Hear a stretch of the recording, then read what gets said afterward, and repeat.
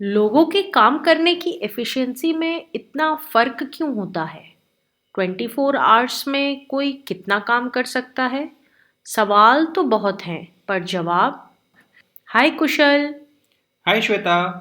मैं चाहता हूँ हमारी बातें वर्क लाइफ बैलेंस से बढ़कर वर्क लाइफ की एफिशिएंसी तक पहुँचे।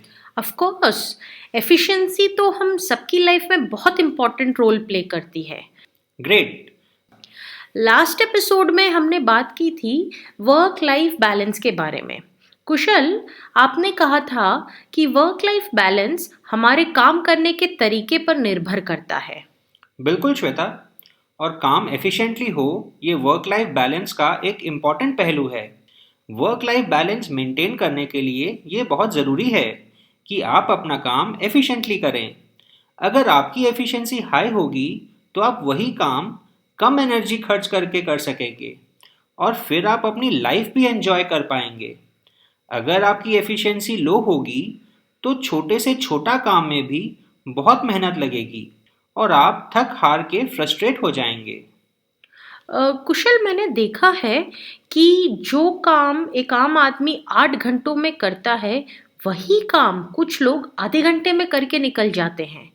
क्या ये उनकी ज़्यादा एफिशिएंट होने की निशानी है? लोगों के काम करने की एफिशिएंसी में इतना फ़र्क क्यों होता है?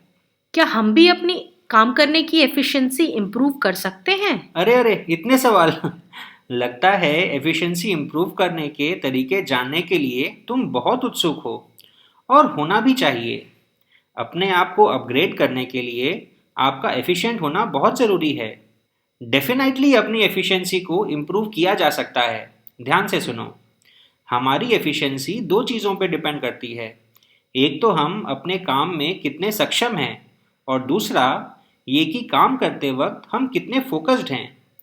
अक्सर क्या होता है कि लोगों के डिज़ायर्स और एबिलिटीज़ यानी कि सक्षमता में तालमेल नहीं होता है, जिसकी वजह से वो ज़्यादा तरक्की नहीं कर पाते हैं।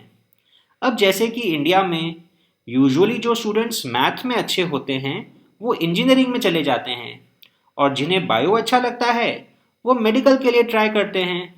पर मैथ्स वालों के लिए क्या इंजीनियरिंग ही एक ऑप्शन है, और क्या बायो वालों के लिए मेडिकल ही एक ऑप्शन है?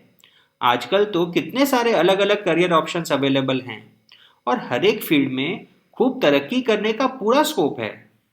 हाँ, ये तो है। तो कुशल, आपका मतलब है कि आपको वही काम करना चाहिए जिसमें आप सक्षम हो? बिल्कुल श्वेता। अब मुझे ही देख लो। जब मैं आईटी मद्रास में बीटेक करने गया था तो मेरा बस एक ही एम था कि मैं अच्छी प्रोग्रामिंग सीख जाऊं और खूब पैसे कमाऊं। पर धीरे धीरे मुझे पता चला कि मेरा एक्चुअल टैलेंट तो साइंटिफिक रिसर्च में है, और मैंने अपनी करियर ट्रेजेक्ट्री को फिर उसी तरह से चेंज कर लिया।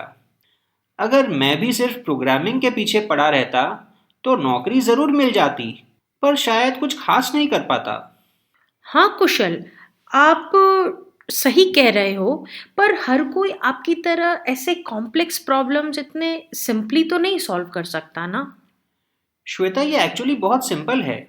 हर इंसान के लिए ये बहुत ज़रूरी है कि वो अपनी पर्सनालिटी और अपने स्किल्स को ऑनेस्टली एनालाइज करे, और फिर अपने काम का सही तरह चुनाव करे, बिना किसी तरह के प्रेशर में आए। वरना वो कहते हैं ना, बेगानी शादी में अब्दुल्ला दीवाना।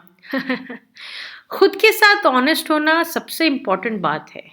ये तो हो गई काम में सक्षमता की बात। अब बात करते हैं हमारे फोकस की। राइट। अक्सर क्या होता है कि हमारा मेंटल स्पेस बहुत क्लाउडेड होता है। काम करते वक्त भी उसमें बहुत सारे अलग अलग ख्याल चलते रहते हैं। हम अपने काम में ठीक तरह से फोकस ही नहीं कर पाते हैं। थोड़ी देर के लिए फोकस कर भी लेते हैं तो फिर कुछ ख्याल आ जाता है और हम डिस्ट्रैक्ट हो जाते हैं। हाँ, कभी-कभी तो कितना भी कोशिश कर लें पर फोकस हो ही नहीं पाता है। ऐसे में क्या करना चाहिए? देखो, माइंड का जो फोकस है वो आता है क्लैरिटी से। आपके थॉट्स और इमोशंस में जितनी क्लैरिटी होगी आपका काम उतना ही एफिशिएंट होगा। अपने वर्क लाइफ बैलेंस को मेंटेन करते हुए आप भी तरक्की कर पाएंगे। अब ये क्लैरिटी कहाँ से आती है, इसके बारे में बात करेंगे अगले एपिसोड में। तो दोस्तों, इस एपिसोड में हमने जाना एफिशिएंसी के बारे में, जो कि वर्क लाइफ बैलेंस मेंटेन करने के लिए बहुत ज़रूरी है।